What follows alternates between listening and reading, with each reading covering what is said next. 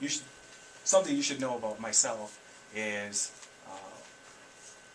I would rather that if you're a family member or somebody, say they had a very bad week and they got drunk and they drove home, I would rather that I arrest that person and take them to jail than for you to have to lose that family member. I would rather that you hate my guts because I wrote that person a ticket and you still have your family member. So that's my thinking. It may be totally different from yours, but I'm here to protect people, and sometimes we have to protect people from themselves.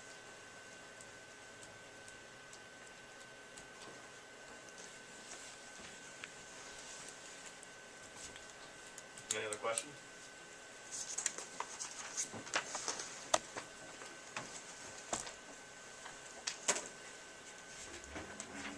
And I'm maintaining the same position, the three full-time officers, minimum usage of part-time officers is the way to go for the city. Adam, one other question. If you are going to retain the three officers full-time, how many part-timers are you going to try to get, or are you going to retain? At this point, we have 4. One of our Move up, possibly. what's that? One of those part-timers would move up. Yep, he'll move up. 3. Yep, then we're at 3, and one of those 3 would be working at a great deal of different places. So it's very hard to get that person to work for us in Rushford. Just because of other obligations. The other people have full-time jobs so they can have benefits, and they can still afford to come and work in Rushford and protect us and help out. No names involved there. You don't want to reveal them. The names of I don't know if you would or wouldn't, or decline whatever. The one that is not available very much at all. that would probably be Sheldon Hedke. Sheldon works part-time for Caledonia Police Department. He also works for the Goodview Police Department there. And both of those departments pay more than Rushford. So if you were trying to pay the bills, you're going to go where the money is.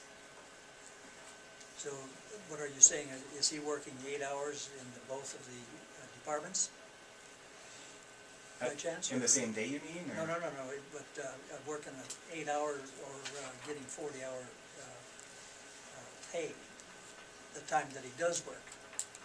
I'm sure that is his goal, to get somewhere around 40 hours, but I don't know offhand how much he makes or how many hours he's working. In Caledonia, I believe they have a position that's kind of a grooming position for their next third spot. Their third officer, and I believe that's the spot he is in. It's a lot of hours. But in other news, I know there are a great deal of other people.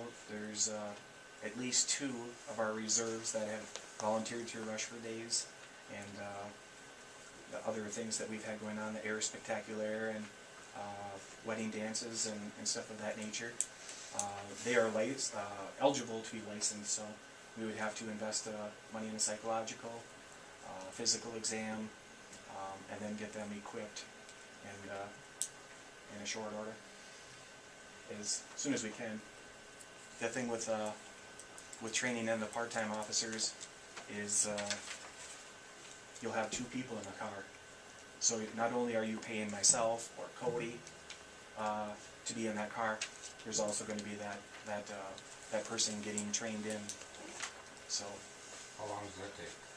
we typically try to do 2 weeks of them riding with us, and during that time we're getting a feel for that person to see if they will be like a fit in Rushford. Very particular on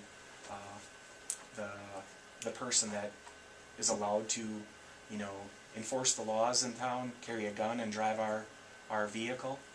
Each one of those part-time officers is a liability for myself and the whole city. So we take that very seriously, and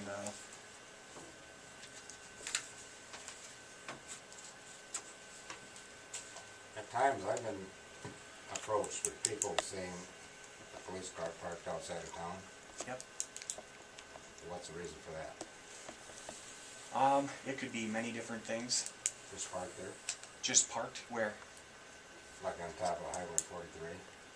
The squad car that we have right now, the Tahoes I should say, if you say stop somebody up by, or try to, you get them speeding up by TRW, our squad car is not a car, it's a pickup truck. So if you have traffic coming behind those vehicles, a lot of times you will catch up to that person at the bottom of the hill. If you look at the hill when you go up it, there's curves and there's guardrail, and we don't stop people. It's unsafe for the people in the front car. The car that we're stopping, it's also unsafe for the officer. So we try to stop on top of the hill. So I'm assuming that's the situation. I'm talking about the vehicle parked with no lights on the side road. Okay. It could be that we have picked up a warrant, somebody with a warrant in the city of Rushford, and they have the warrant is actually out of Winona County or someplace farther away. So their dispatch will say, we have a deputy en route from the Winona County LEC. Meet us at Wilson. Meet us at Hart. Meet us at Seavers Drive, wherever, depending on how close they are. So it's kind of a team effort, if you will.